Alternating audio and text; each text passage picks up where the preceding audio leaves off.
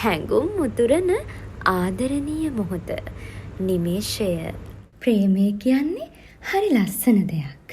හිතන්න පුංචිම පුංචි කාලේ දන ගාගෙන ඇවිදපු අපි අද වෙනකොට කොයි තරම්නම් දුර ඇවිල්ලාද. එදා එකේ පන්තියේ ඉඳන් පැන්සල අතට අරගෙන අකුරු ලිව්ව අපි කවදාවත් හිතුවද අද මේ විදින දේවල් කවදක හරි උදා වේවි කියලා. ජීවිතේ එක එක කාල පරිච්ඡේදවලදී එක එක කෙනාගේ ආදරය ලැබලා අපි කොච්චර දුර ඇවිද්ද අද වෙනකොට. මම මේ ලෝකේ විශ්වාස කරන එක දෙයක් තමා කෙනෙක්ට තමන්ගේ හිතේ ඇදිලා තියෙන ප්‍රේමය අහිමි වෙන්න හොඳ නෑ කියන එක.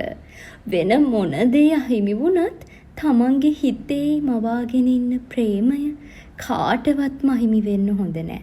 ඉතින් තරුණ කාලේ හිතට දැනෙන ආදරේ ඔයා විඳින්න. දවසක හවසක ඔයා ආදරය කරන එයත් එක්ක තනි වෙන්න. ඒවත් තනි කරම ප්‍රේමණීය හවස්.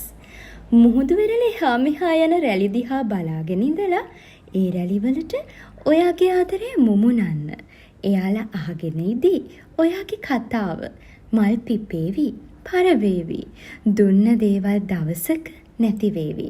හැබැයි කියන වචන කවදාවත් කෙනෙක්ට අමතක වෙන්නේ නැහැ.